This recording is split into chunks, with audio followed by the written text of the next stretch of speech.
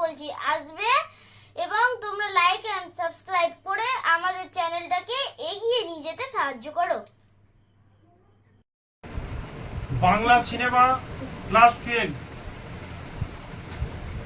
তো বাংলা সিনেমা যেটা হচ্ছে বাংলার শিল্প সংস্কৃতি ইতিহাস থেকে 3টে নোট 2025-এ খুব ইম্পর্টেন্ট। তার মধ্যে একটা হলো বাংলা চলচ্চিত্রের ইতিহাসে ঋত্বিক ঘটকের অবদান সংক্ষেপে আলোচনা করো। Very very important 2025 Ritwik Ghatak. তো সিনেমা জগৎ বলতে বাংলা চলচ্চিত্রের ইতিহাসে ঋত্বিক ঘটকের অবদান আলোচনা করো।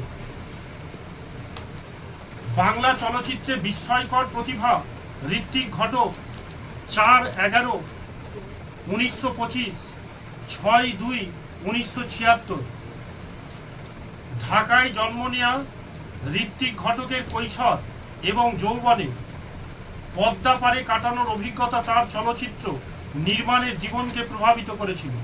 মানে পদ্মা নদীর পারে, বোঝা যাচ্ছে, ধারেই এর বসতি কার? ঋত্বিক ঘটক।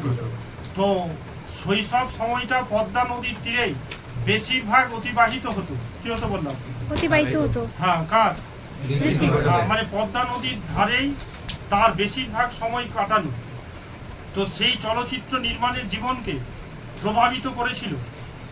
বিমল রায়ের সহযোগী হিসেবে চলচ্চিত্র সৃষ্টিতে তার হাতে খড়ি।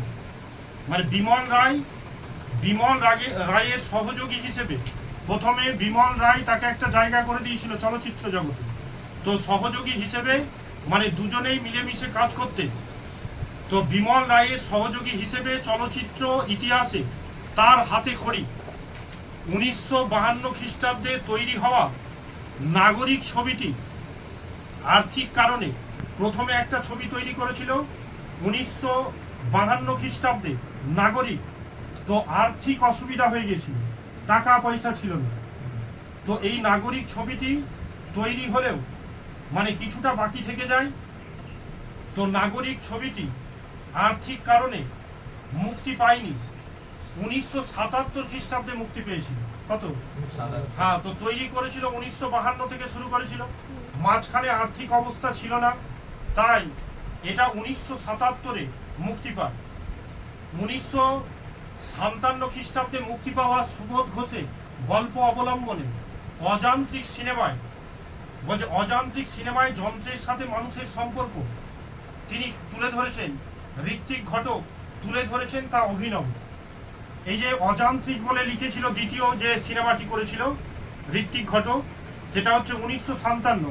ওই যে বললাম না 1952-তে শুরু করেছিল ওই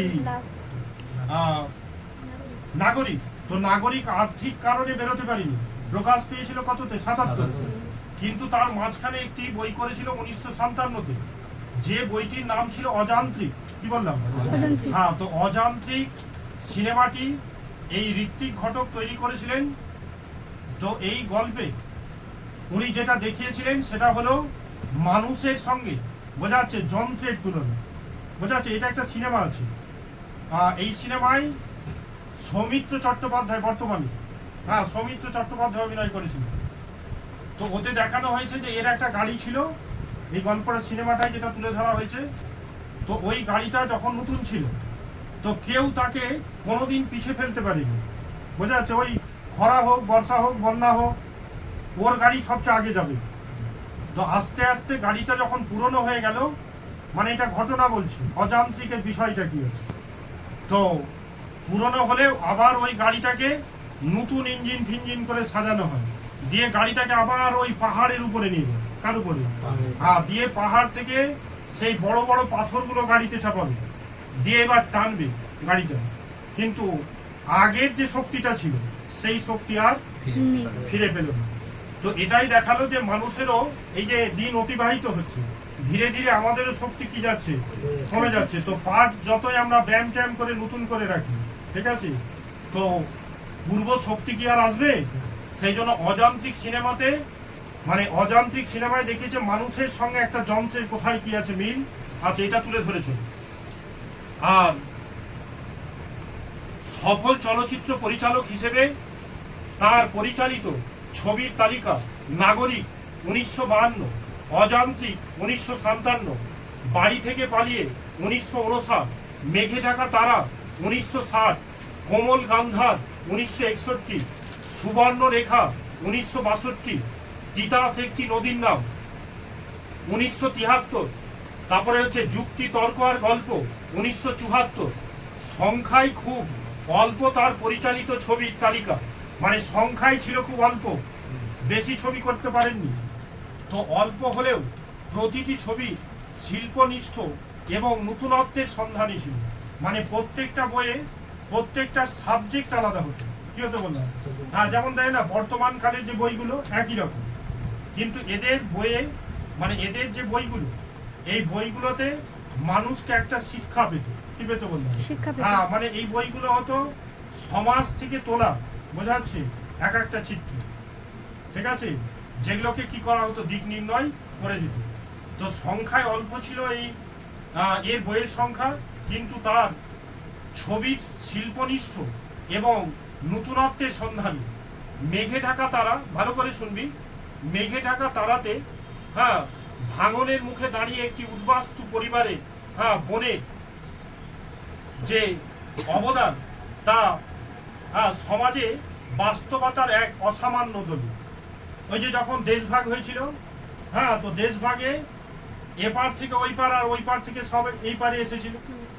তো ওই রকমই বাবা মাহীন দুটো বোন আর একটা বড় দিদি, ঠিক আছে, তো ভাঙনের মুখে দাঁড়িয়ে, তো ওই বড় দিদিটা দুটো বোনকে, বাবা নেই মা নেই, তো ওই ভাঙনের মুখ থেকে কিভাবে ওদেরকে কি করাচ্ছে দাঁড়, এটা নিয়ে একটা বই কি করে দিল, তৈরি করলো, যেটার নাম দিয়েছিল মেঘে ঢাকা তারা। কি বললাম?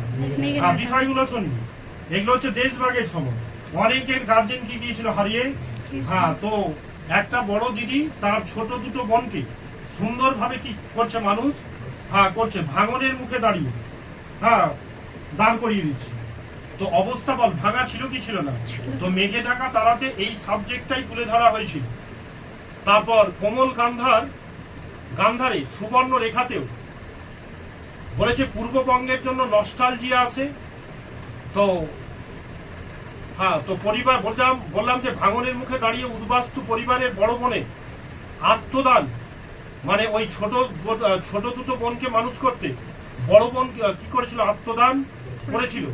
অভিনব বাংলার স্মৃতি, দেশভাগের যন্ত্রণা, পূর্ববঙ্গের জন্য নস্টালজিয়া কি এসেছিল উঠে, মানে ওই যে দেশভাগের সময় মানুষ যে সমস্যায় পড়েছিল, সেই সমস্যাগুলো এই গল্পে কি করা হয়েছে, তুলে ধরা।